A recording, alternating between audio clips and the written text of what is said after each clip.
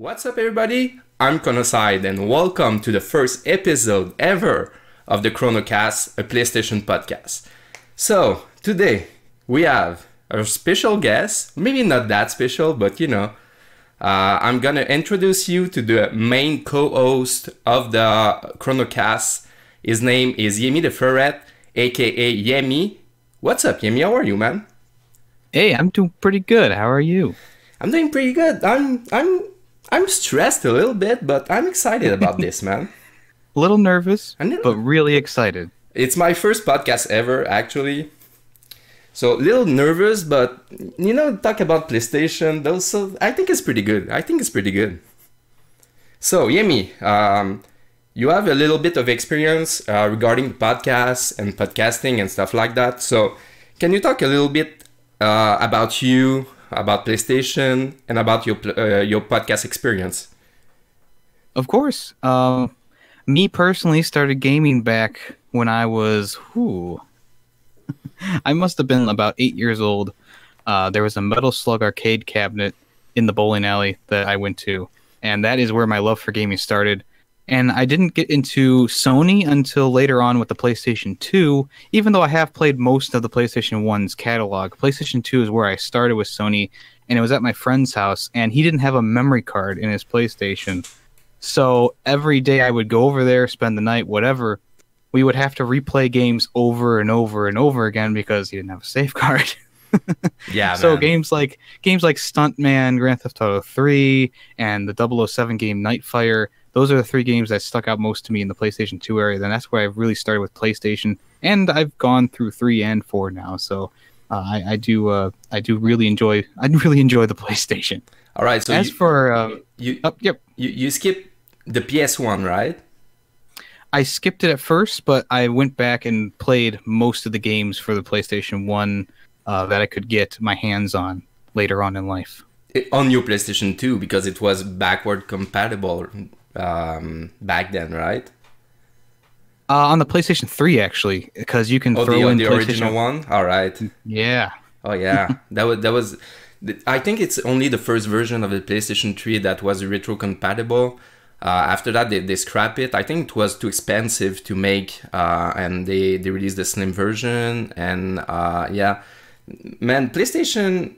Sometimes they have good ID, but sometimes, like on the PlayStation 3, they had a good ID with backward compatible with PlayStation 1 and PlayStation 2, which brings a whole lot of games, like over thousands games compatible, but they just scrap it, man. They have weird IDs sometimes. Yeah, like the Move controllers and the camera too are two things that I usually scratch my head about, because it's like, we know that the Kinect works, we know that the Wii works. You didn't have to follow the train on that one, and they're really bulky, even though they work. It's not like they don't work. It's like, it's bulky, and I don't really like playing with them as much as I do maybe back in the day with the Wii, Yeah, exactly. They tried to copy a concept which didn't apply to the PlayStation ecosystem at all, actually, and it flopped really hard. But the PlayStation VR is a good idea. I think it's actually working right now for them. Oh yeah, I would say it's like, at the beginning it wasn't really worth it because there weren't enough games out, but now, I mean, there's games releasing every week, and I don't use mine as much anymore. After I got a little bit of motion sickness from Skyrim, I've kind of put it down for a little bit, but I am planning on picking it back up, of course, because it is a really fun experience to have, and it takes a little bit while to set up, but once you get it set up, boom, it's amazing. A lot of wires, right? Yeah, it's a lot of HDMI cables running from here, there. It's crazy behind my TV stand. I think they fixed it with the second version of the PlayStation VR, right? I think so. I think they kind of condensed a lot of things. Yeah, and it really depends on the game too, regarding the motion sickness, because sometimes the games are not like at all. Like Skyrim, it's a good example. They just ported it for a VR experience, and it's not really well done, and it's not like conceptualized for PlayStation VR. You know what I mean?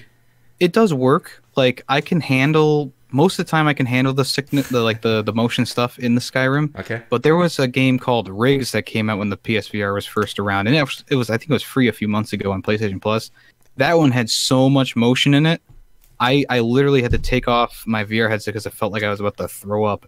You know, it was real, like it was too much for me. But the Skyrim I can usually handle. Yeah, the PSVR and Skyrim I can pretty much I can handle Skyrim, but like the game like Rigs, I can't handle that at all. It's too much motion. Yeah. And Rigs was actually a pretty good game too. I think it was one of their main game when they released the PlayStation VR. They pushed a lot Rigs for PlayStation, for multiplayer gamers and stuff like that. It just went and go. I think it just like people actually played a little bit, but after that it just went away really fast. Yeah, I don't think there was any longevity in that game at all. I mean, like me personally, I bought it, I played it once, and that was it. And I think a lot of people did kind of the same thing. Yeah, exactly. So people probably know me because the podcast is on my YouTube channel. They probably know a lot of history because I talk a lot during my Let's Play and on live streams. But I have a similar experience with PlayStation like you. I started with the NES and the SNES, so that's why I love retro gaming. But I own pretty much all the PlayStation console, PS1, PS2, PS3, PS4, the PSP, the Vita too. I was like the first one in line to buy that beautiful OLED Vita. So yeah, I'm a huge PlayStation fan, and I've been a huge listener of podcasts, especially exclusive podcasts of PlayStation, like Beyond, back in the days on IGN with Greg Miller and Colin Moriarty. And after that, PS I Love You. You probably saw my shirts on live streams too. So I'm a huge fan of PlayStation, and I'm a huge fan of the history of PlayStation too. So I think we're gonna have a good time together, Yemi. I think so too. All right. I'm glad that you accepted my request to join me. I'm glad you invited me. Yemi will be my main co-host. I might have guests sometimes when Yemi cannot do it for a week, but he's my main co-host for the CronoCast. So I'm quite happy about that. All right. So the show will be separated between 5 different topics. We'll talk about the news of the week. The CronoCast is a weekly podcast. It will be recorded in each Wednesday. And it will be released after that on Thursday at 1 p.m. Eastern Time on my YouTube channel. So you can catch the podcast each and every week. We'll talk about the news. We'll talk about the new releases. We will have each show, the topic of the show. We'll talk about trophies, new trophies that pop out on PSN profiles. And we'll have a question from the listeners, the fans, and the subscribers. And we'll talk a little bit about a PlayStation game from the past. So maybe a PlayStation 1 game, a PSP game, PS2 game, or PS3 game. So we'll start right away with the biggest news of the week. You probably, Yemi, heard about this one because it did a pretty big boom on the internet when it came out. So I'm talking about the plagiarism accusation regarding the Dead Cell review on IGN by Philippe Muichin, I would like to say. Is that it? Is that the right pronunciation? Yeah. I think so. I think that's as close as as you can get. All right. So basically, Boomstick Gaming, I got a free key too from for Dead Cell. Amazing game. I live streamed it quite a bit. So Boomstick Gaming released a review of this game Friday at the same time that I got my code to. IGN released their review on Tuesday, and Boomstick Gaming released a video on his channel right after IGN released his review. The review on their website, and it says, IGN copied my review, what do I do? That was the title of the video. And he put both reviews on the video, and like every sentence, even the form of the review was the same.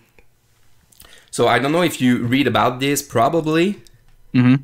So After that, IGN pulled out the review of Philip Ocean, and they re-reviewed Dead Cells. They apologized. They handled the situation pretty well, in my opinion. It was pretty professional of them. They finally, Philip is not working with IGN anymore. Today or yesterday, he released a butchered video on his channel, because you must know that Philip was not a huge YouTuber, but he had around like 75,000 subscribers on their channel. So this is why IGN hired the man to be his main Nintendo editor, which is a pretty good job for IGN. It's huge, actually. It's the one that do all the podcasts for Nintendo, all the reviews, all the videos. He appeared on pretty much every article of Nintendo. So he had a pretty good job at IGN. But yeah, he pretty much took the review from Bootstick Gaming, and he actually copied it, plagiarized it pretty bad. So what do you think about that? Yeah, you can go on to any website now, and they actually have like side-by-side comparisons of what Philip said and what Boomstick says, and it really is like pretty much almost word for word. It's almost like, you know how in high school or college you were writing a paper, and boom, you have a line that you really want to use, but you change like one word, and you go, oh, that's not plagiarism. Well, technically, it still is plagiarism. It is, exactly. And that's really what he did, is he like changes like one or two words in there, but the basics of it is still the same. And oddly enough, he actually came out and said it wasn't all intentional. And I'm like, BS. Really? Really, yes. Philip? Mm-hmm. Yeah, exactly. So he did not apologize. What caught my eye, and when he released the video, is that he did not one time apologize to Boomstick Gaming. And he pretty much went to accuse Jason Schreier from Kotaku to actually like go in a witch hunt to get clicks and views, which he absolutely missed the point there. Absolutely. And he also said that pretty much all reviewers were watching and reading all others reviewer reviews before doing their own, which is absolutely not true. Because otherwise, it's just you take someone else's ID and you just write your review regarding someone else's ID. You know what I mean? That doesn't make sense, man. Yeah. I know when I was reviewing videos or reviewing video games on my channel, I would try to stay away from all forms of reviews. Like I didn't want to copy anything that anyone else said, because being a small channel, maybe it would go under the radar. But this guy, he's a freaking writer for IGN. Like, and this YouTuber was obviously popular enough that people latched onto it. It was a terrible decision. I don't. But the good thing in that is that Boomstick Gaming was at 11,000 subscribers before everything, and his video is now at, I think it's 1.4 million views. And the guy almost have 100,000 subscribers now, so it's pretty. That's good. That's pretty good. Yeah, that's pretty good. I don't know if there will be active subscribers on his channel, but yeah, that's pretty good. But imagine, like, you work really hard to build a YouTube channel. You start with 1,000, 2,000, 3,000, 5,000, and after that, IGN contact you, and they want to hire you to be a Nintendo editor for the biggest video games website on the internet, IGN, and your first review, man, you just plagiarizing like a small YouTube channel. That's just crazy to me. So I wanted to talk about that. To me, it just like the guy was well known and he was loved too. Everybody was mostly talking positive of Philip Ocean, but now he's gone, man. He's not coming back. You wonder if he even played the game. Like, you wonder if like maybe a deadline was set and he maybe. Well, I don't want to say he forgot, because that's pretty big. You don't want to forget something like that. Yeah, it's like, well, maybe he didn't play the game enough. Maybe he played a little bit of it and was like, I'll get to it later, and then maybe he didn't get to it, something like that, that maybe he was like really struggling at the end of the time limit he had, and he was like, well, I just click on a random low fuck subscriber that, count video. Yeah. but the thing is that Dead Cell is a roguelike randomly generated roguelike like Castlevania, a little bit of Dark Soul with permadeath, but it's after 10 hours you pretty much know where the game is going and what's your thoughts on it. It's not a really complicated games like Skyrim or The Witcher or even God of War. You don't have to play the whole game to know exactly and to write a review. So I think he was just being lazy there. Yeah, I agree. I think laziness was a big part of why he plagiarized someone else.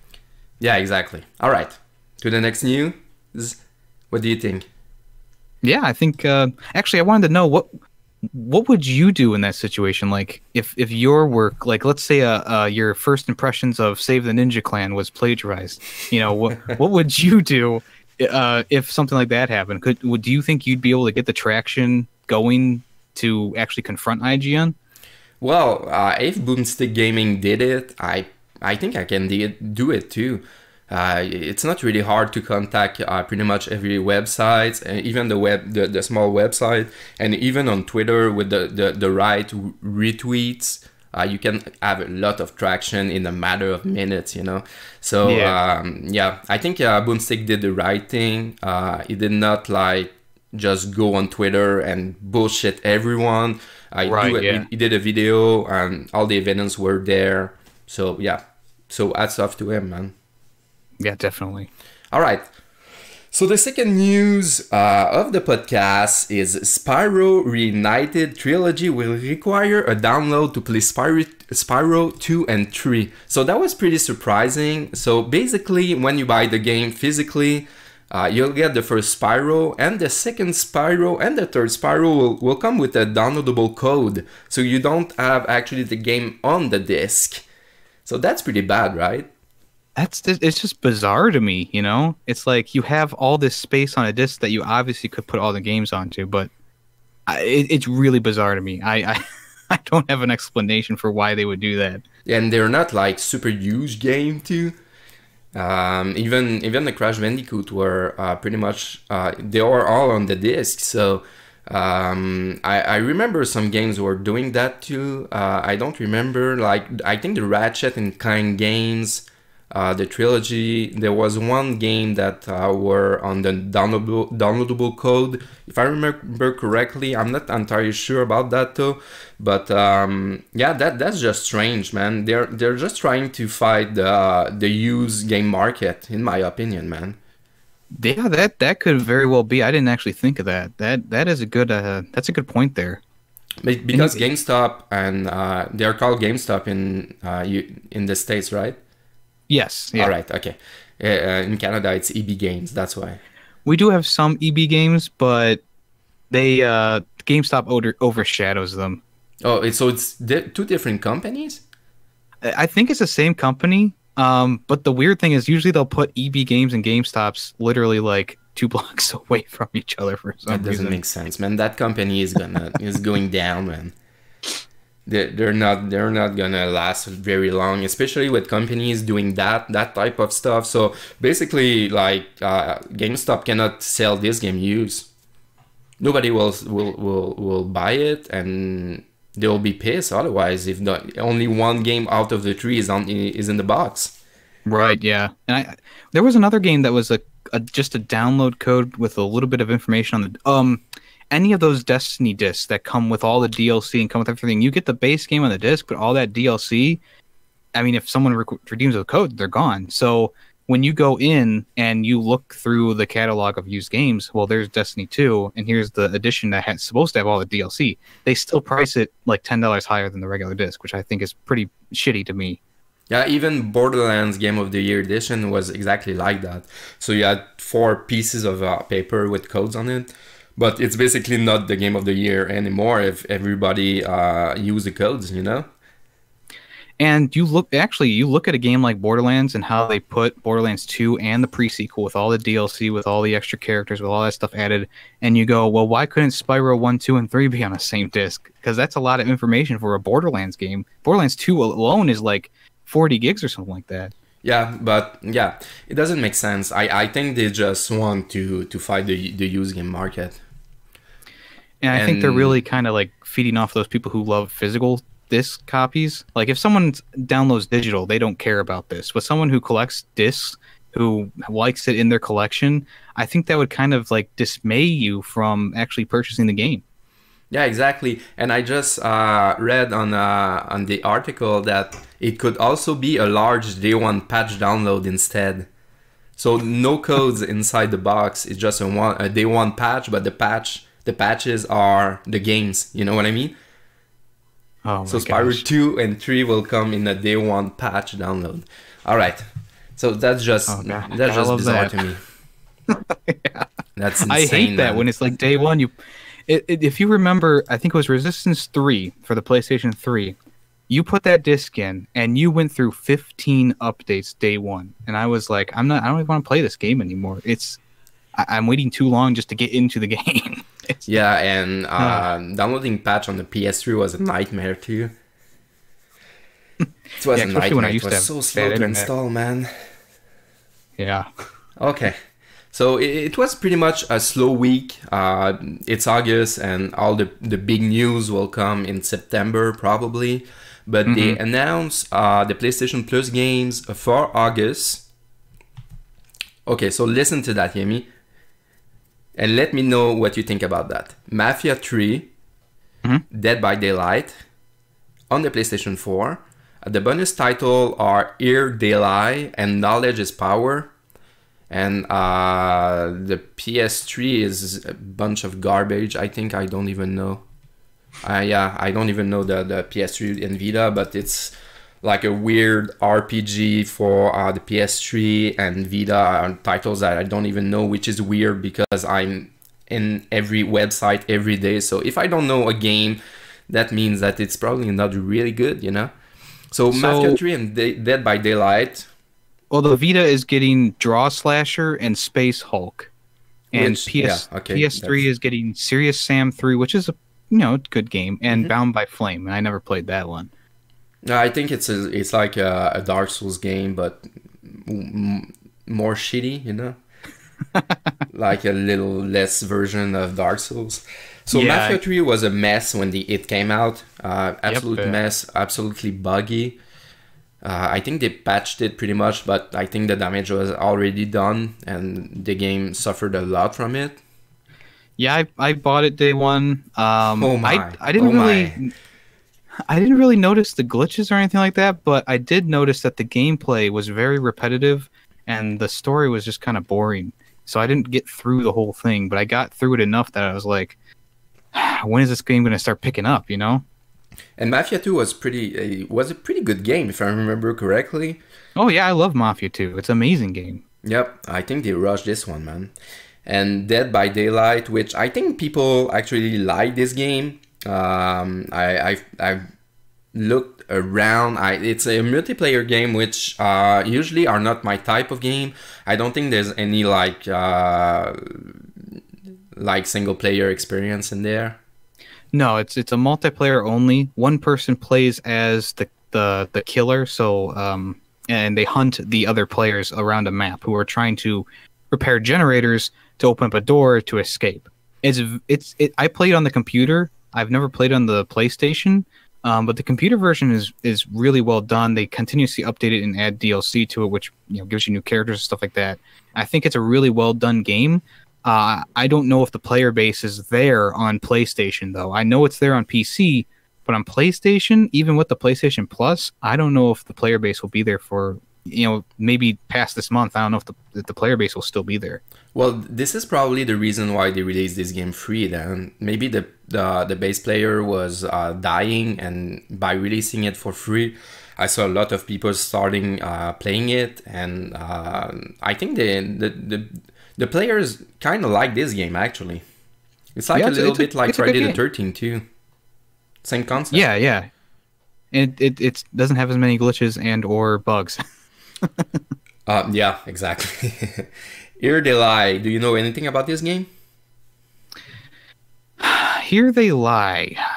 I never played it. I've never heard of it. But I have seen it on my PlayStation VR, recommendations. Mm-hmm.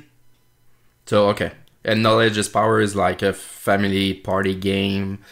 Yeah, it's another one of those throwaway games. You use your phone to, play the game, and Yeah. it's just one of those games that I'm not interested in. Nope. Me neither, man. Those are not the types of game I enjoy. All right. Next, Red Dead Redemption 2 gameplay video finally revealed. Yeah. Mm-hmm. So, not a huge fan of Red Dead Redemption. I played a little bit of the first one with a friend. But let me tell you something, Amy. Red Dead Redemption 2, the gameplay trailer that they showed at the beginning of the week was amazing. Absolutely amazing. What do you think of it? I think it is bellissimo. I think it literally looks like the first game, just a better version of it, and that's exactly what I was hoping for. Because Red Dead Redemption 1, I think I told you, I played it so much on the Xbox that I red ringed it. Yeah. Although it was pretty easy to red ring your Xbox. Yeah, that's not an accomplishment or something like that. It's like I was playing it for about 9 hours straight, so I think yeah, that's too much for Xbox, man. That's just too much. I've been waiting for Red Dead Redemption 2 since Red Dead ended, since the PlayStation 4 came out and the newest consoles came out. I've been waiting for this game, and it's looking to be like everything that I wanted and more. Yep. I agree with you. I was not interested in Red Dead Redemption, but Rockstar, they're doing their things, It's a gameplay trailer, and they're dropping like information 2 or 3 months before the release of the game, which I think is a really smart marketing experience, because otherwise, like Final Fantasy VII or games that you heard about, but they don't have a release date, and they release like in 5 years, that's not good for the game. Yeah, when companies just kind of show the name of a game and then like 5 years later it's coming out, it's like, I don't think you can keep the hype going, But with a thing like this where it's like, there's 2 months left for the game, and now we're getting gameplay, that like boosts the hype tenfold, because people have been waiting for it for so long, and then they go, whoa, it's a glorious return, Yep, exactly. And Square Enix is the best for that. Kingdom Hearts 3, Final Fantasy 7. Okay. Yep, I'm excited about this one, man. I'm really it's definitely day one purchase for me, and definitely a day one live stream for me too. Oh yeah, really? All right, that's cool, man. PlayStation, the PlayStation brand just sold 500 million consoles altogether, like the PS1, the PS2, PS3, PS4, PSP, and PS Vita. I would say probably PSVR in there. And 5 millions. And they release a limited edition PS4 Pro, a translucid PlayStation. And I must say that that's quite a good idea for the hype for the PlayStation brand. And that thing looks beautiful. Have you seen a screenshot of it? Oh yeah, I've seen the controller, the PlayStation, the specs. I mean, it's really awesome. And I'm not sure if it'll be limited. Like I think it was the 20th anniversary console that was super limited. And that thing was beautiful. It was like a gray PlayStation 1, a classic PS1. I wanted one, but it was gone like in 2 minutes, so I forgot about it, man. I do think the same thing's going to happen with this one. Since it is a limited edition PS4 console, they're going to try and make it as limited as they can. But they didn't say that it was super limited. I don't know how much they will manufacture. Don't have pretty much. We don't have any details on it yet. But that's what I think PlayStation, for me, that makes it special. Special limited edition like that.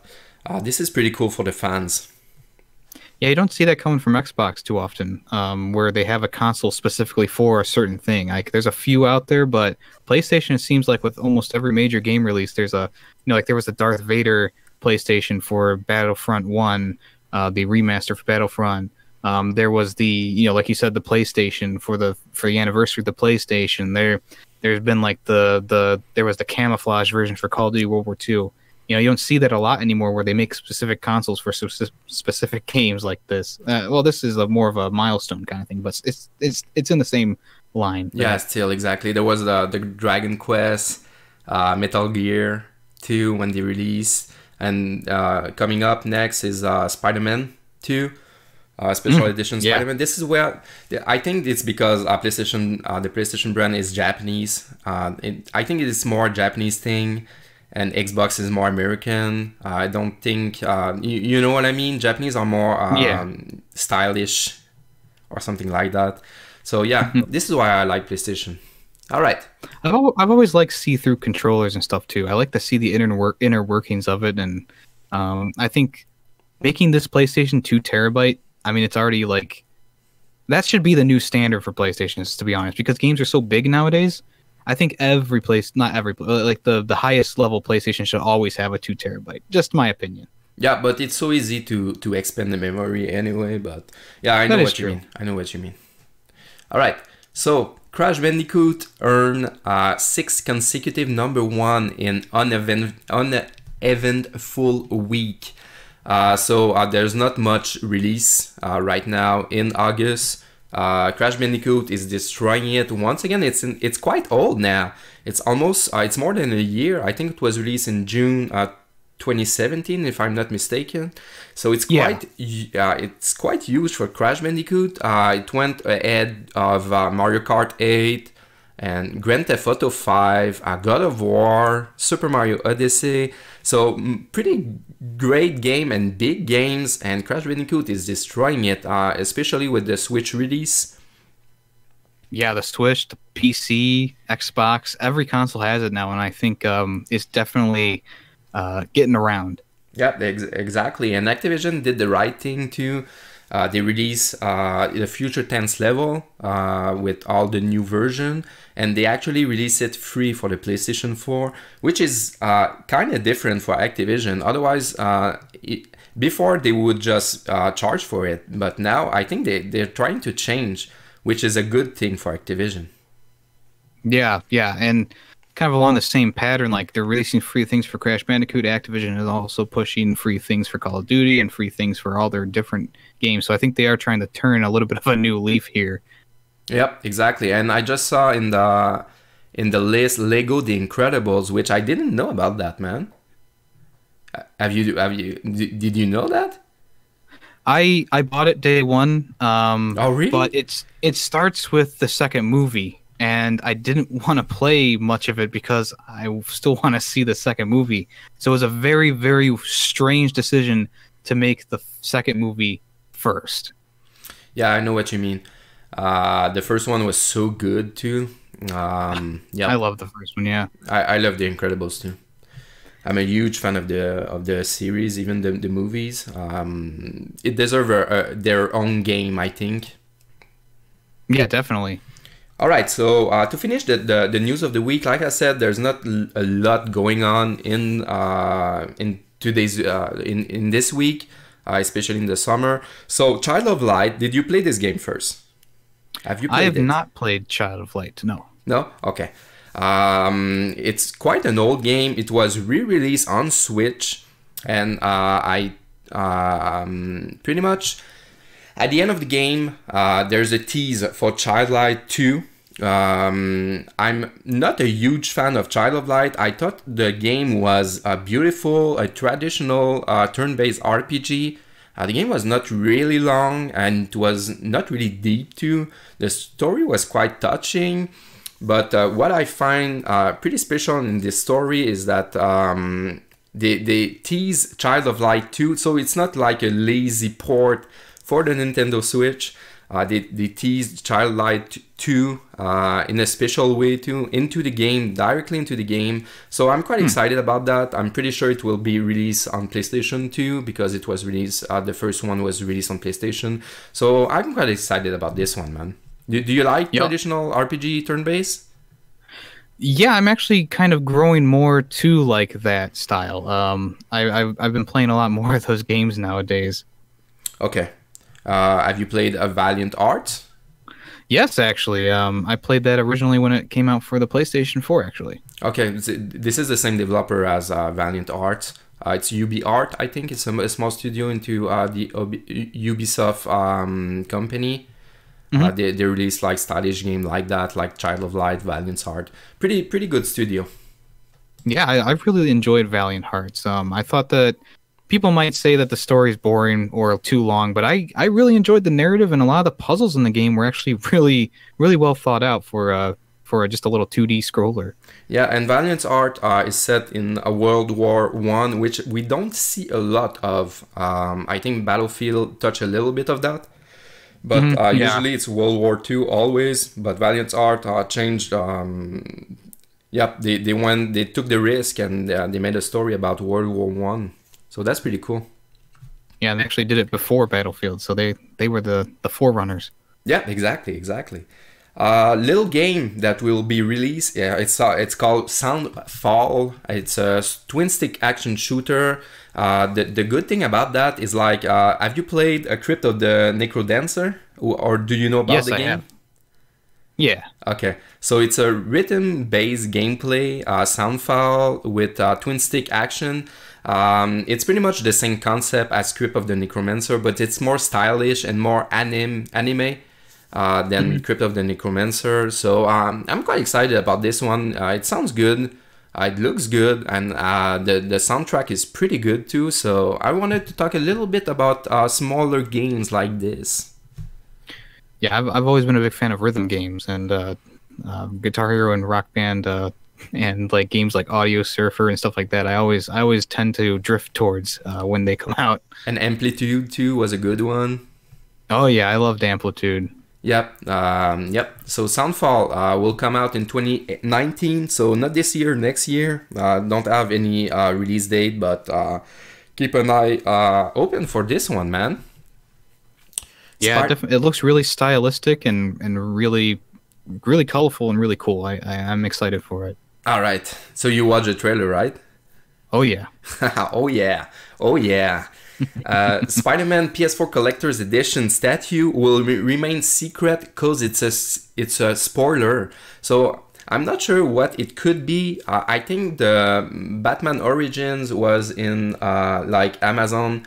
I pretty much all the pictures of the Collector's Edition because it contains a spoiler. So it's pretty much the same story. I'm not sure what exactly would be a spoiler. In terms of the statue, maybe a villain or something like that. That's what I'm thinking. I think it's going to be a big player villain that they are trying to hide from the commercials and from the public right now. And if I was to guess, it's either going to be the Lizard Man, the giant lizard dude, or it's going to be Kingpin. I think it's going to be one of those two. But they reveal a little bit, right, of the villains in the latest trailer, if I remember correctly. Yeah, they have the Hawk guy from the I forget what his name is right now, but they showed the Hawk guy off. There's that Mr. Negative dude who I had no clue who that was.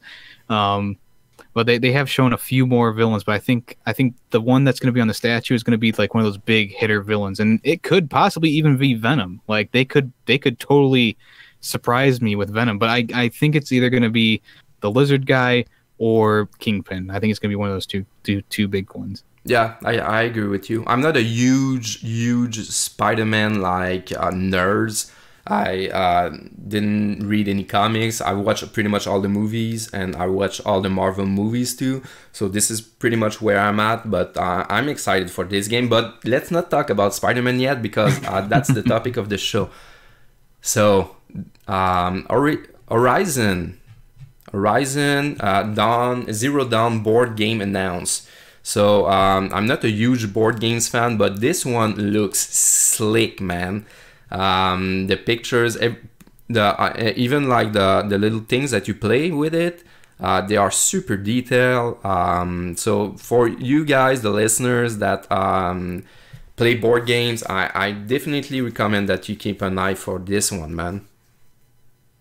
Yeah, I haven't really played a video game board game. I haven't really played one since probably since what was it called?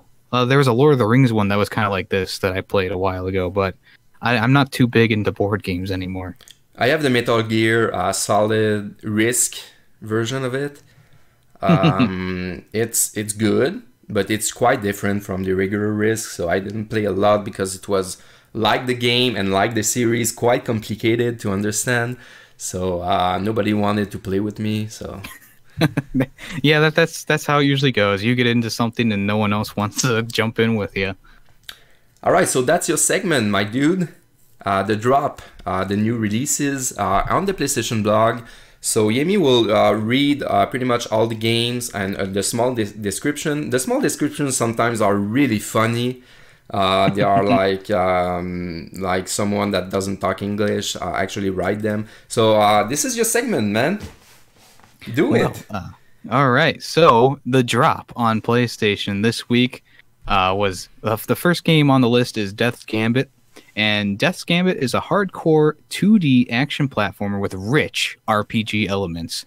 Master the precise combat and confront the horrors that lurk deep within Ceradon. Never heard of this one, man. Never heard of it, but it kind of sounds like that the Dead Cells game that just came out too. Yeah, but Dead Cell will probably be a lot better than this one, judging by the picture and everything. All right. Yeah. Yeah, Dead Cell.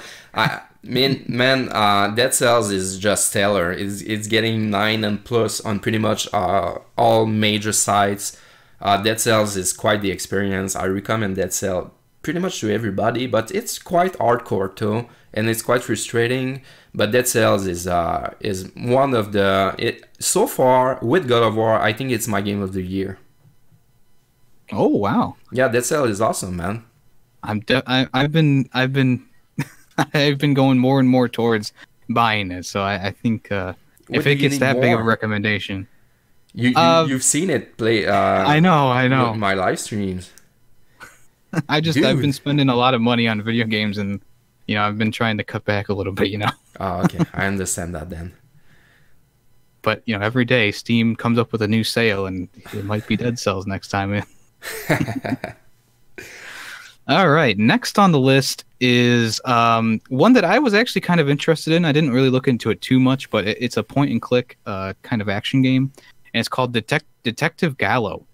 It's a point-and-click comic noir adventure that is entirely hand-illustrated and hand-animated, and the protagonist is a feathered and grumpy private eye. I think this game looks like a game that I would enjoy because I love the point-and-click adventure games.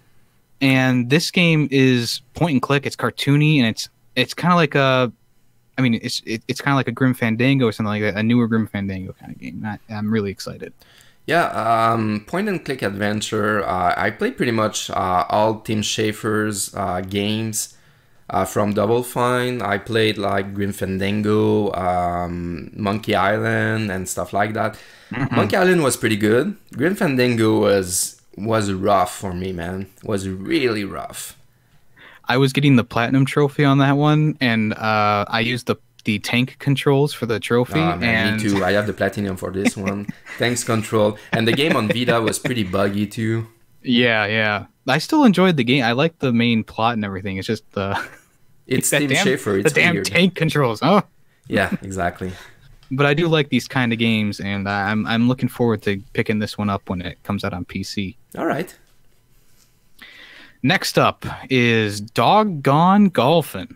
And Doggone Golfin' is a fun pick-up and play arcade golf game where cute dogs slap hockey pucks around the globe. Play your angles just right, and you could become a legendary canine puck master. All right. And I didn't have any interest in this game. Nope, me neither. Next. It kind of looks like it's a blocky game. It looks very crudely done. I think $5 is too much to ask for this game, to be honest with you. All right. Next up is our first VR game. It's Domino Craft VR. And Domino Craft is a visual or a casual VR game with user-generated content. Create domino formations just like in real life, but without the limits of time, space, and materials. You can also share your work with friends and have fun together. I think it's a cool concept. Yeah. I don't know if I'd play it, but I think it's a neat concept to kind of, be a little creative with stuff, Okay. I have no thoughts on it. No thoughts at all. All right. Next up is Guns, Gore, and Cannoli 2. And it revives the good old action platform run and gun genre with humor added in. It's a sequel to Guns, Gore, and Cannoli. Vinny Cannoli's story continues, and this time it's personal. And I wasn't a fan of the first one. I thought that it was just mediocre for the top-down shooter type games. So I don't think I'll be getting this one right away and or ever. You played the first one? Yes, I did. Okay, I didn't even know there was a first one, man. Yep, it was set in like mafia times, and this one's set in the 1940s, World War II. So I'm not sure how they're going to get from mafia to World War II, but I guess those are questions I'll never have answered. All right. Next up, Hero Defense.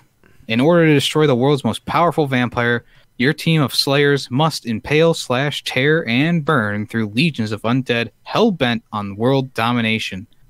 Another game that I didn't really look into, don't really have interest in playing. Nope, me neither. So, moving right along. Next up, Persian Knights, Sand of Wonders. In the absence of mortality ill king, the Grand Vizier Zavred. There's a lot of weird names in this one. What is that? I think it's the name. His name is Vizier Zaved. He rules the kingdom with an iron fist. The young apothecary Terra. Oh my god, this is a nightmare, man. I know. It brings me back to school, trying to read frickin' long words at school. Is that even a real word, or? I'm sure it is. It must be. It must be something with the Persian setting. There must be something with that. Okay. But apparently, there's some sort of investigation, and you discover the cause of the illness of the actual king, and you want to figure it out before it's too late. I'm not sure what this game is. It kind of looks like one of those games that is like a Candy Crush knockoff. Okay. But I'm not sure. I have not seen any pictures, but from the cover, that's what it looks like to me. Yeah. Like a crappy version of Candy Crush or something like that. Right. All right. Mm-hmm. Next is Phantom Doctrine. The year is 1983. The world teeters on the verge of destruction as the Cold War tightens its icy grip. East or West, trust no one, question everything. The fate of humanity rests in your hands as you pit spy versus spy in Phantom Doctrine. All right. Sounds interesting, at least. It sounds interesting, but it's only single player. And there's another spy game that came out recently where it's 2-player, and I think that game's going to do a lot better.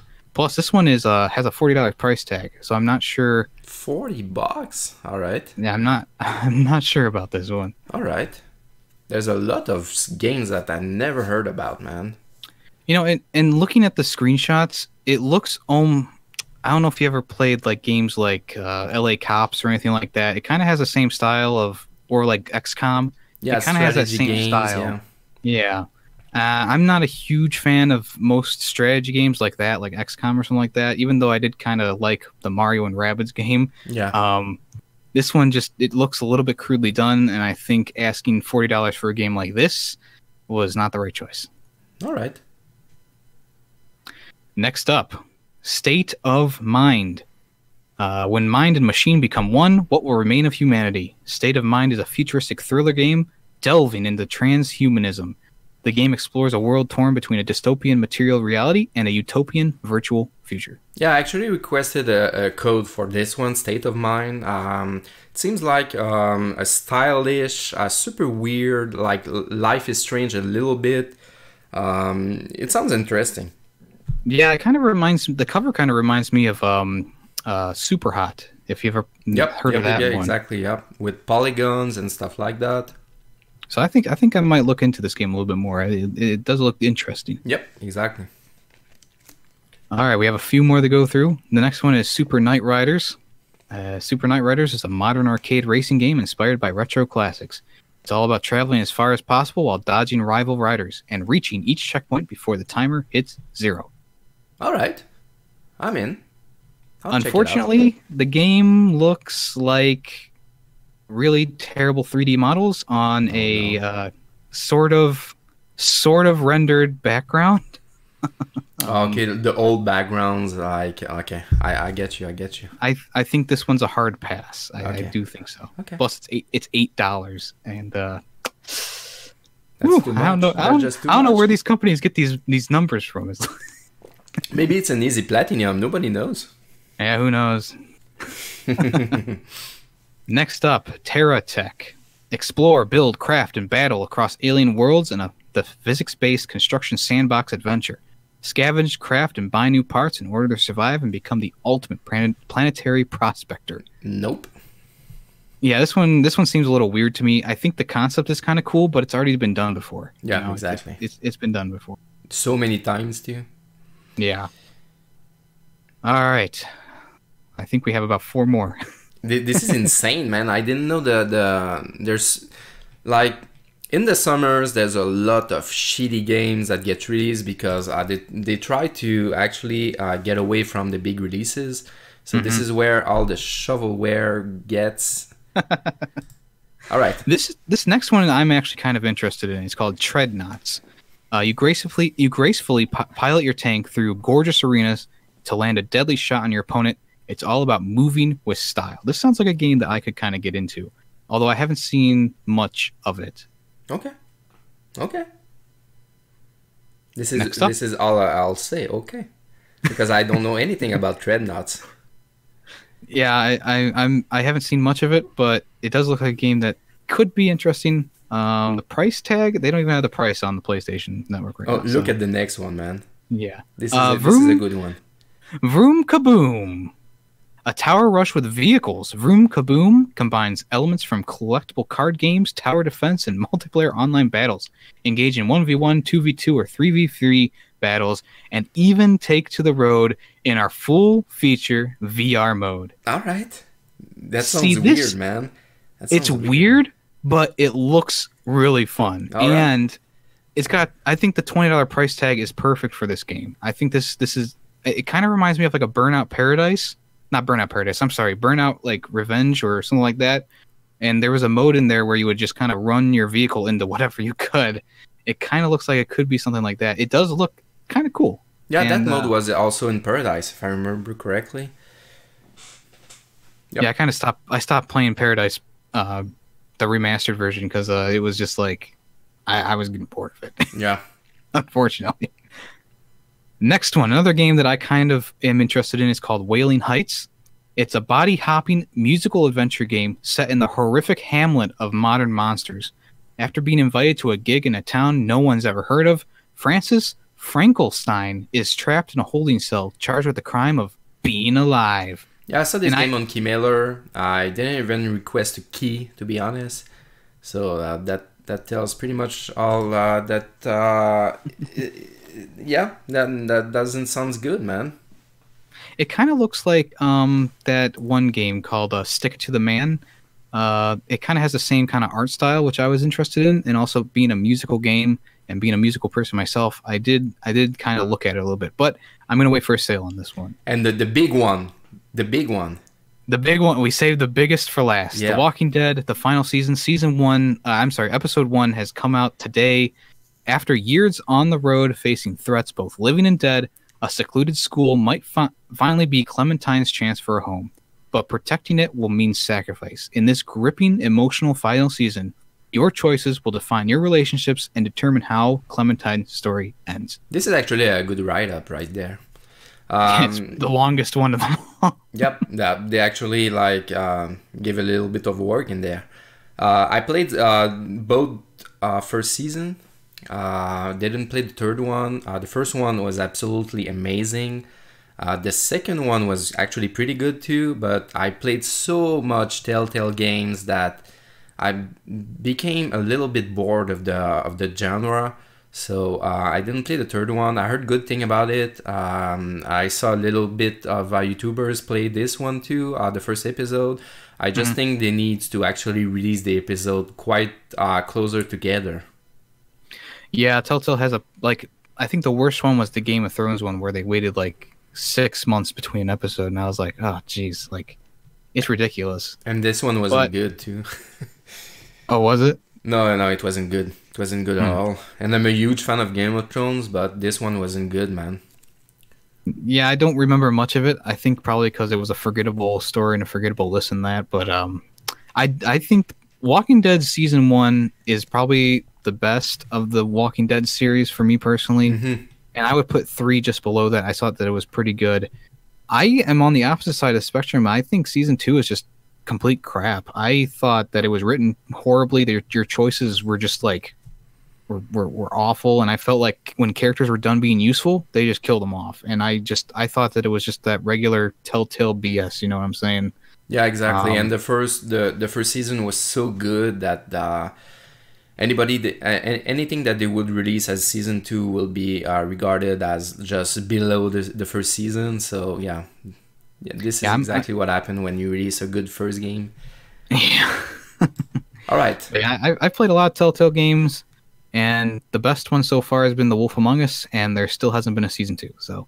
Yep, and I like Tales from the Borderlands too. I think it was pretty funny. It was a nice change of pace too from all the different series. Definitely. So, yep, that was a good one too. All right. So yeah, that's the new topic releases of the show. That was pretty long. I think we might need to cut the crap out in this section, in this segment. Yeah, I think games that we don't really know much about, we should just axe it from even talking about them, because it just takes up time to try and stumble through the long ass words for the Persian freaking game. Yeah, just say the name of the game, and I'm not buying that game just because there are so many big words in that little description. Well, this is a work in progress, a podcast, so yeah, we'll just review everything tomorrow and see where this is going. And if the listeners we'll probably get a lot of feedback on the channel, in the comment section, in the Discord. This is a podcast of love for PlayStation, so if you have any suggestions or anything like that, don't hesitate to hit Yemi in the DMs, in the comment section, or me, or anybody. Let's just talk about it. Definitely. All right, so the topic of the show, since this is the first episode of the CronoCast, I thought it was a good idea to actually talk about the E3 2018, the press conference from Sony. There was I don't want to say that it was a bad conference by any mean. It was just it was missing the big bang, you know. Yeah, I think the same thing. So they started with The Last of Us gameplay, which was, in my opinion, absolutely amazing. It was way more dynamic than the first game. This is like just a gameplay trailer, and it's a E3 gameplay trailer too. So I'm not sure how much is true in that gameplay, but it seems so dynamic. It seems so real, brutal. Man, I'm all in for this game. I'm a huge fan of the first game, so I was already all in before they even announced it. But Naughty Dog is probably one of the most competent developers out there. Yeah, I think a lot of the reactions from the enemies were kind of more lifelike than I was expecting, because the first game, it's a lot of the same, like you choke someone out, they fall over, the same animation happens. This one, if it really is true gameplay, I mean, that's freaking amazing how the enemies react to what you're doing and how fluid it was. I think it might have been a little staged just to show off like what the game's capable of. Yeah, this is what I'm thinking too. But I think if it's even a fraction, not a fraction, but if it's anything like what the trailer is, I think we're in for a real treat. And I think anyone who didn't like the first game will probably latch onto this one, because I think the gameplay is going to be a lot better than the first one. Yeah, I agree. I'm all in for this game, man. After that, After the Last of Us 2 gameplay ended, there was like a weird interlude where Ryan Clements and I don't remember the other dude's name. They talked for like 15 minutes, and I was watching this E3 conference in a cinema. I don't know how you call that. It's cinema, right? Is that the Yeah, theater, cinema. Theater, right? Yeah. With one of my friends, we did that. It's called the E3 PlayStation Experience, and everybody was like, "What the hell's happening, man?" And I've read online after the show that they actually wanted to bring everybody, all the person that was attended live, to another room where they set up everything. So for The Last of Us, there was a setup. Like a ballroom or something like that, and they wanted to bring all the people to another room where Ghost of Tsushima was announced to, but it was taking too long, so once they move everybody, they just stay there for the rest of the show. Yeah, I think it was a weird idea to take everyone from one place and just move them all to another. It's not like that SpongeBob episode where you can push the city somewhere else. Like, that's a lot of bodies to move, and 15 minutes is still pretty fast for moving that many people to a new room. Yeah, exactly. That was an awful idea, man. They just killed like the hype of the show just because of that.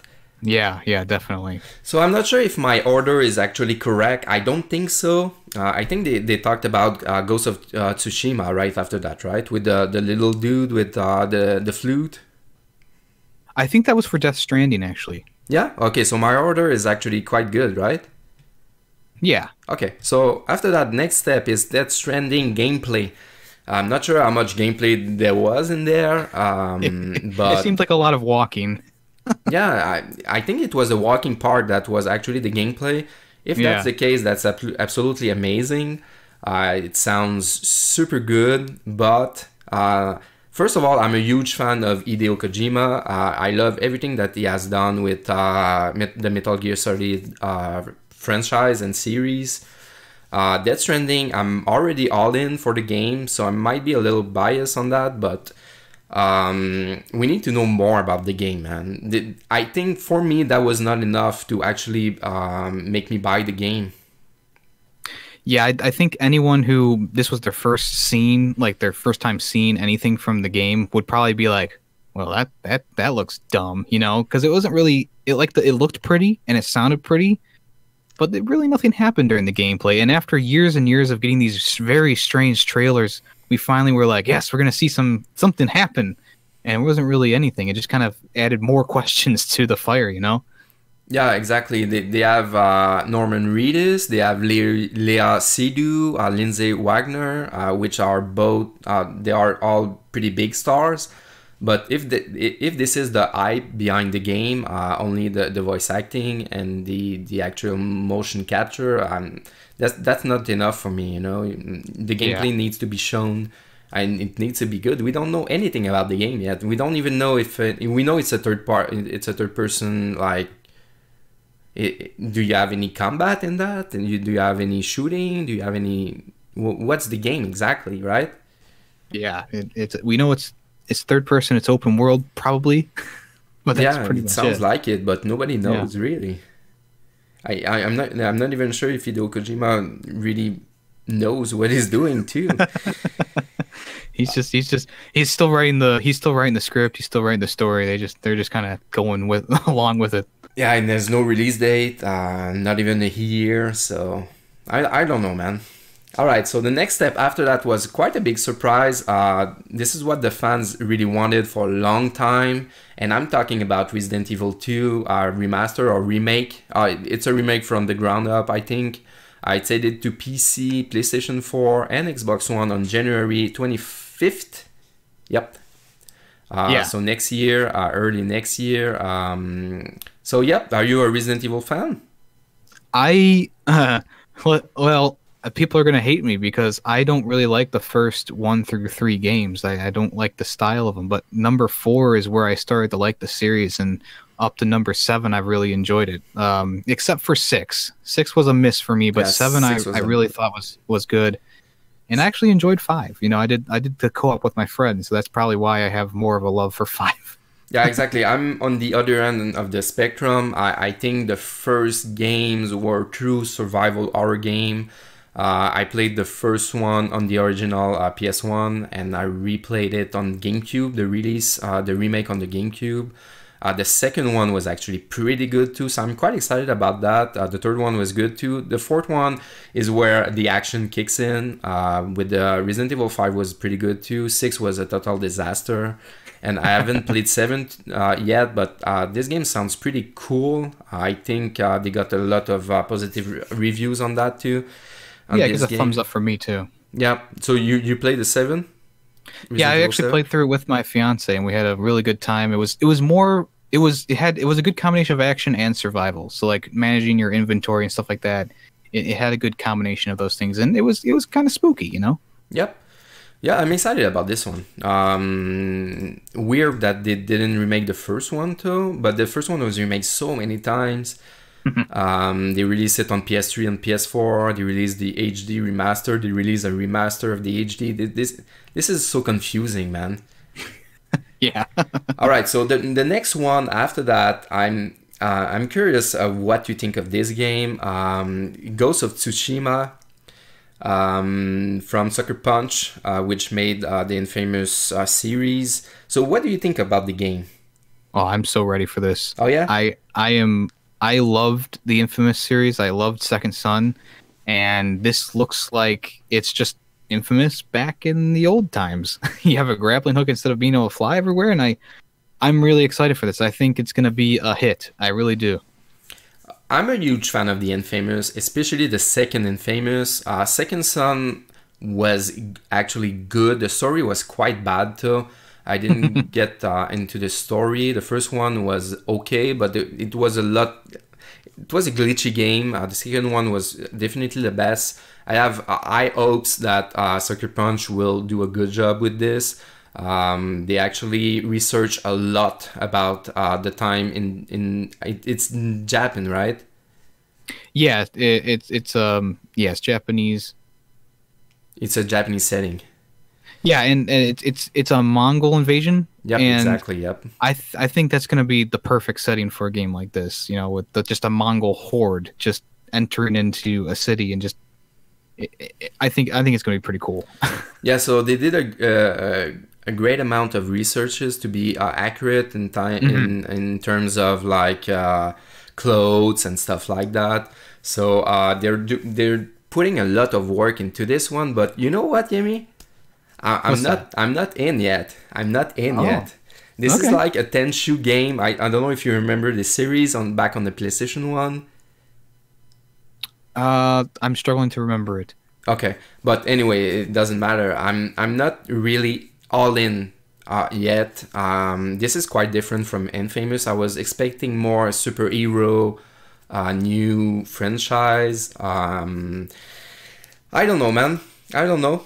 I'm not all in, you know.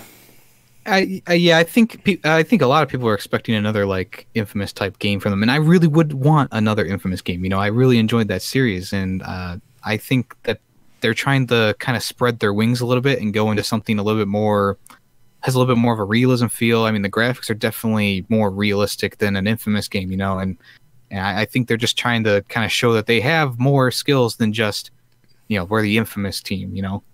Yeah, exactly. And with Horizon and stuff like that, I think Sony put a lot of work to actually develop games, open world games, which I really enjoy. Horizon is a great game. What I like about Horizon is that it was quite different from all the other open world games. This one will be quite different too. So I'm keeping my hope up to actually like the game. I did not pre-order the game yet, but Sucker Punch, they never messed up, so I'm excited, but not all in yet. Yeah, understandable. Spider-Man, new trailer. They shows off. We talked about this a little bit before. New villains, new gameplay. The gameplay was absolutely amazing. Yeah. I was already all in. for the game. This is just the game has just gone gold too, so the game is finished. It will be released on September 7th, just before my birthday. Actually, I just realized there you go. that might be a good birthday gift for you, man. You can buy me the digital game, you know. I could do that, yeah. But you will not do that, right? I could. I seriously could. I mean, I'd have to find the Canadian version of it, but I could do that. And send it to me. All right. But already pre-ordered. I'm waiting for it, man. And I'll probably live stream it. I don't know yet.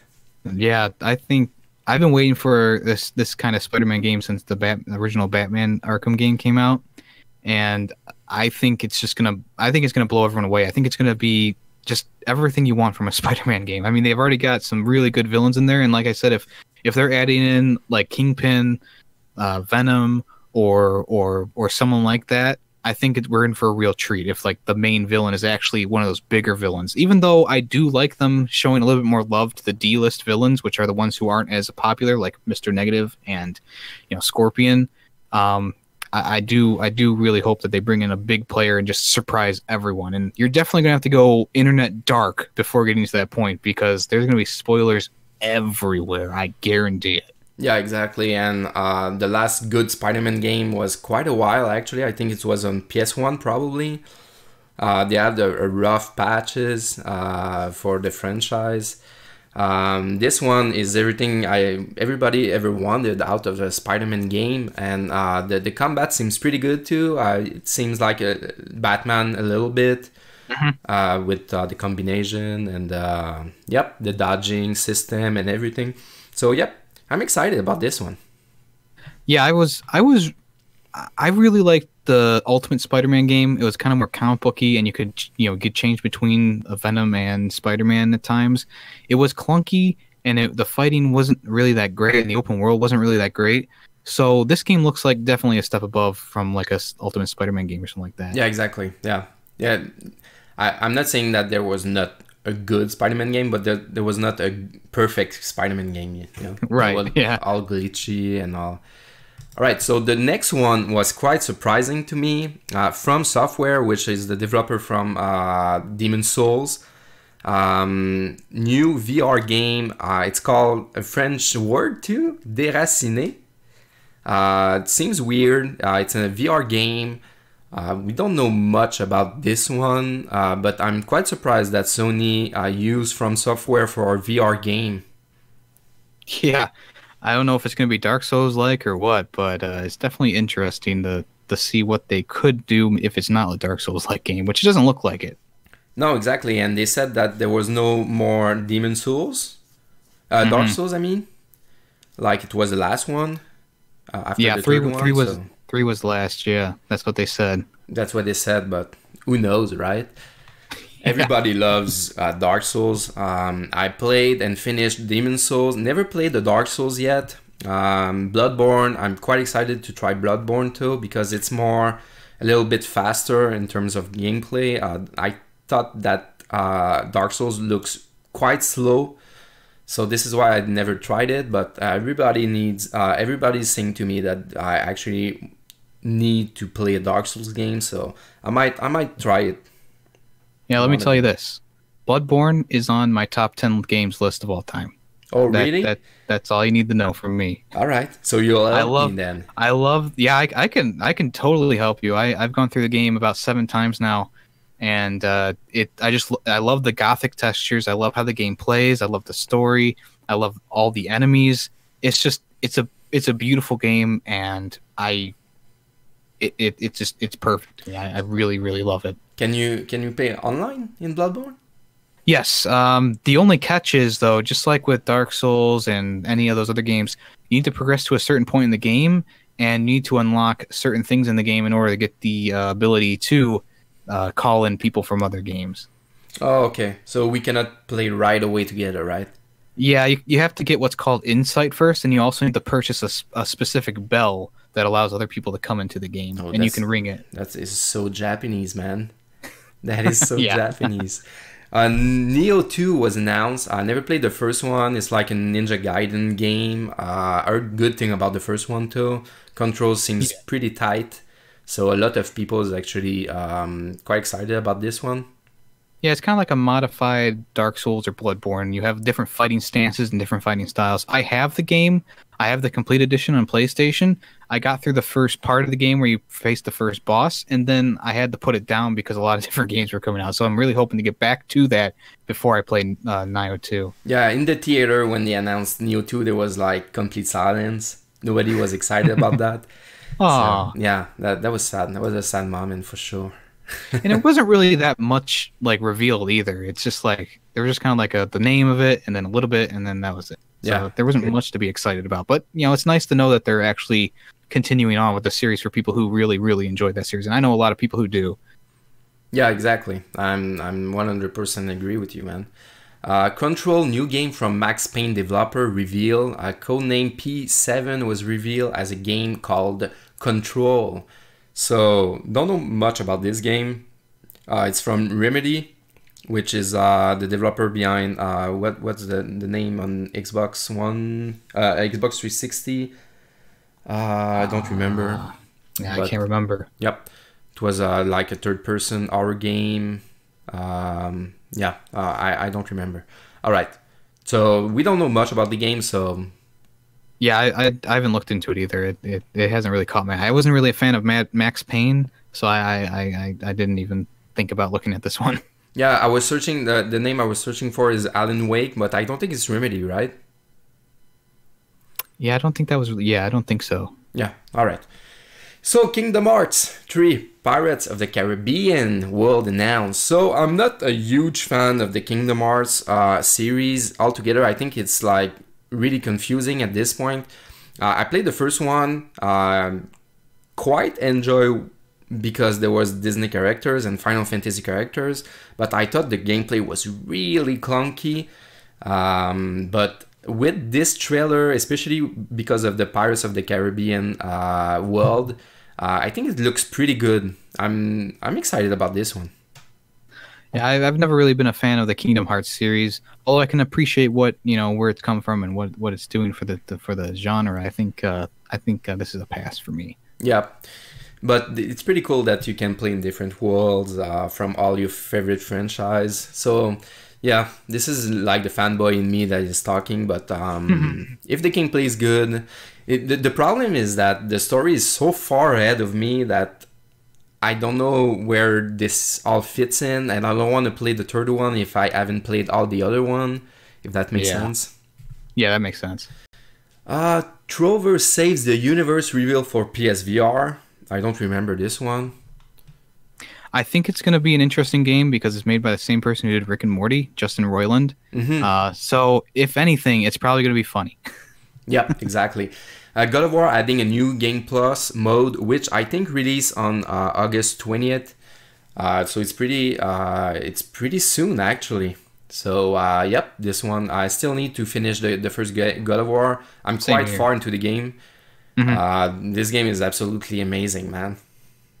I'm glad they're adding a new Game Plus mode because I think every game like this where you have a leveling up system should have one. Like Horizon Zero Dawn was also another game where they added the new Game Plus later than than the game was released. So I think it's a good idea to add in these new Game Plus modes to keep people playing, to keep people coming back to the game and replaying it with all the stuff unlocked and enemies get harder and all that.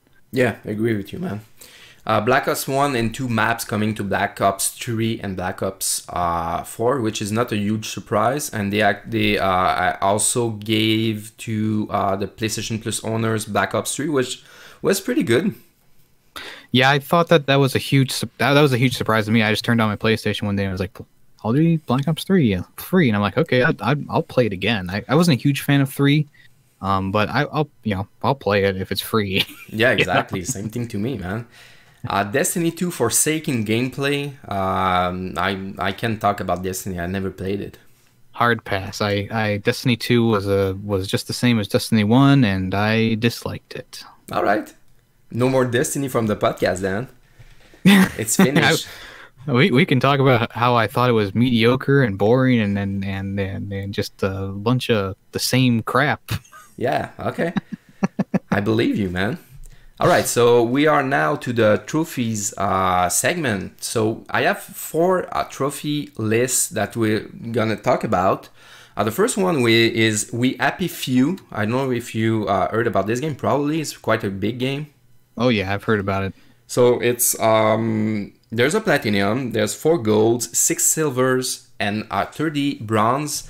It seems like a mix between finding all collectibles and stuff like that, finding all notes, using your skills on enemies. There's 600 game owners on PSN profiles, and nobody yet unlocked the platinum, which is surprising. I think it's because you have to play the game multiple times in order to get like different things to happen. I think that's how it is. Oh, so it's several playthroughs, but still 600 players and nobody unlocked it? That seems like a buggy trophy or something like that. Oh, it's the Pacific. I think it's the pacifist run that actually keeps people from not unlocking the platinum. So you don't have to. You have to not kill anyone in your playthrough. Yeah, it's at a 0.1% too. So yep, it must be kind of difficult to do that. Guacamelee, which I'm a huge fan of the Guacamelee. I talked to Drinkbox, the owner of Drinkbox, to get a free key from them. They actually respond to my email, but they haven't sent me the code yet. So if you are listening to this, which I really doubt, but if you are listening to this, I'm a huge fan of Guacamelee. I even write a huge email, which I sent my PSN profiles link to tell them that I platinum the first one, I 100% the first one, and I even played like their older titles. I'm a huge fan of Drinkbox. Severed on the Vita was pretty good too, was pretty special. So the Guacamelee 2, don't know if you played this, the first Guacamelee. Oh yeah, I played that all the way through.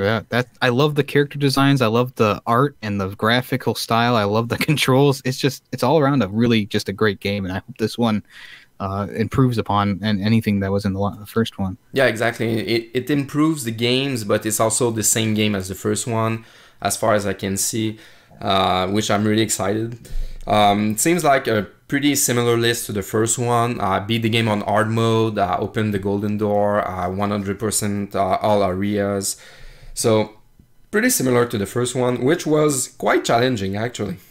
Yeah, it was definitely a challenge. I remember giving up on that one. You don't have the platinum? No, I got stuck on going through hard mode. Shame on you, man. I know. Shame on you. You have to go back. You have to go back. Yeah, I have been planning on going back to it. I just haven't gotten around to it yet.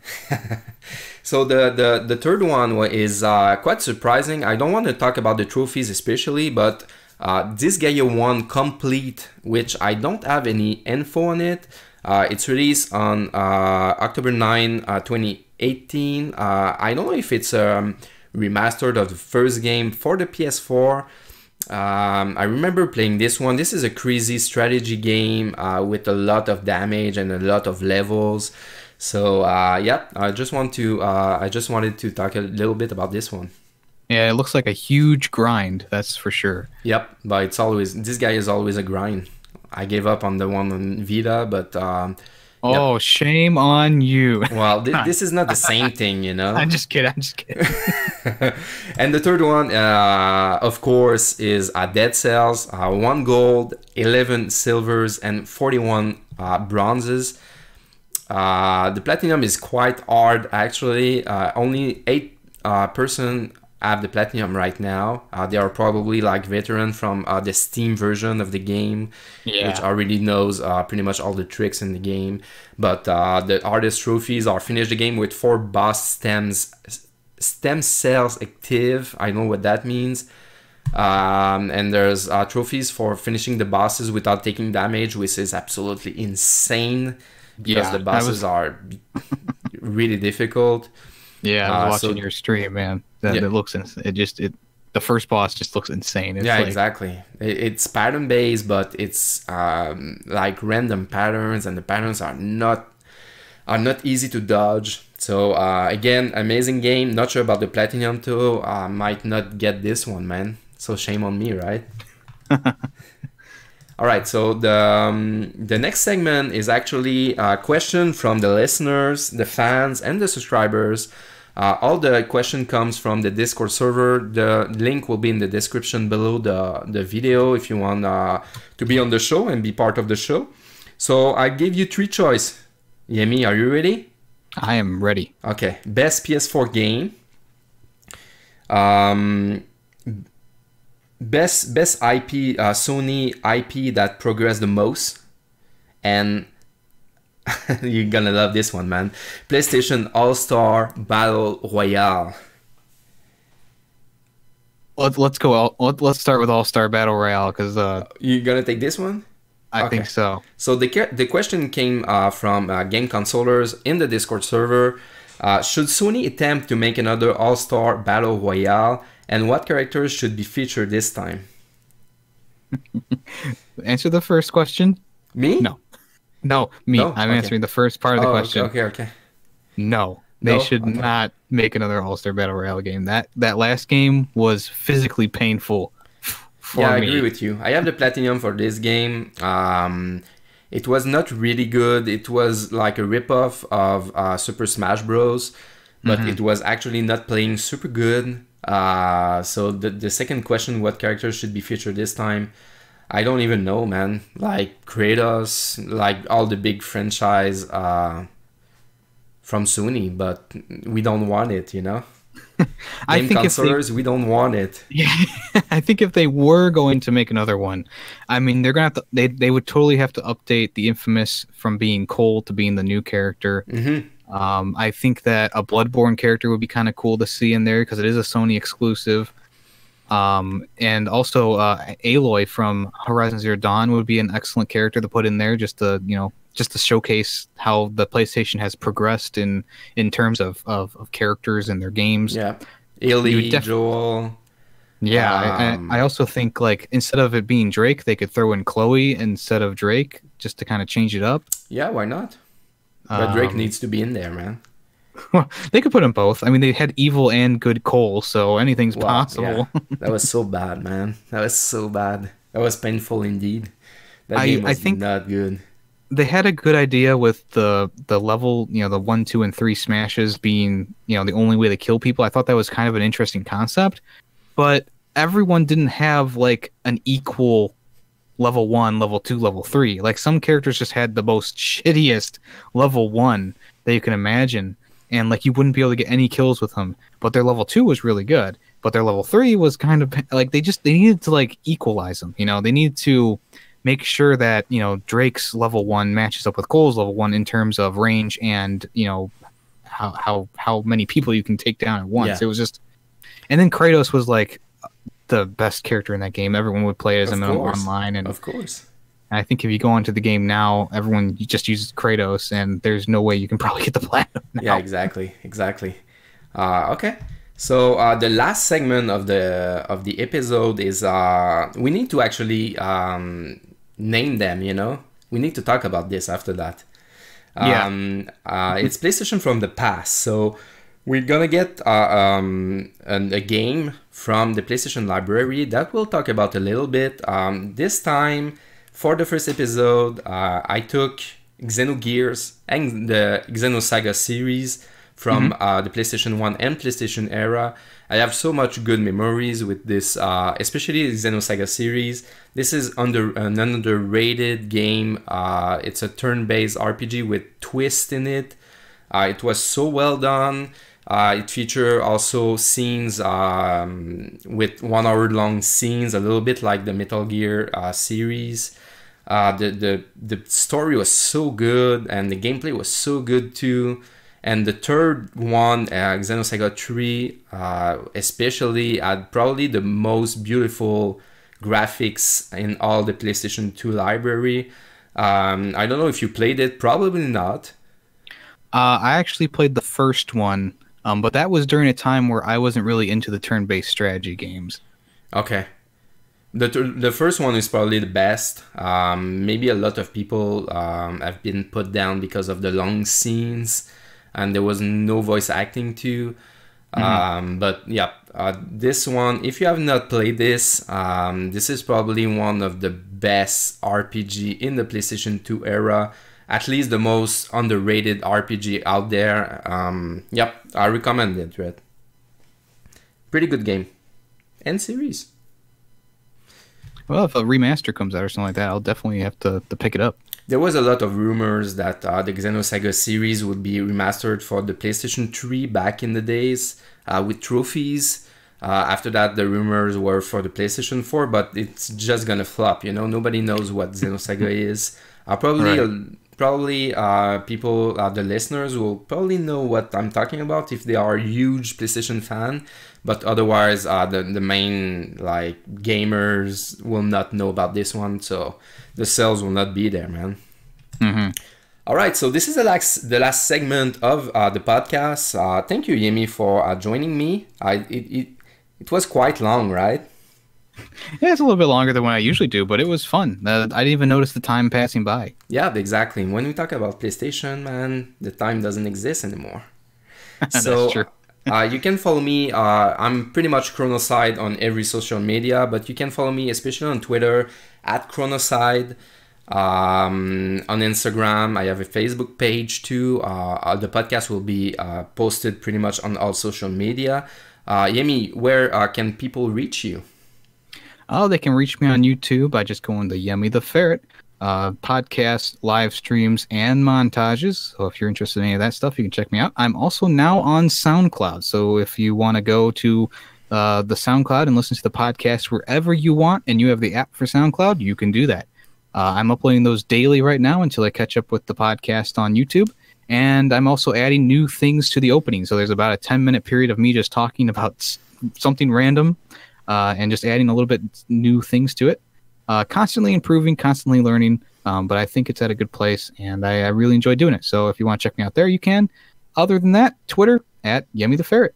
All right, so listeners, if you have any suggestions, if you can improve the podcast by any means, if you have any ideas or stuff like that, you know how to reach us. Just talk to us. This is a podcast about PlayStation fans, so you're part of the podcast too. You can ask questions too. So any feedback is good feedback.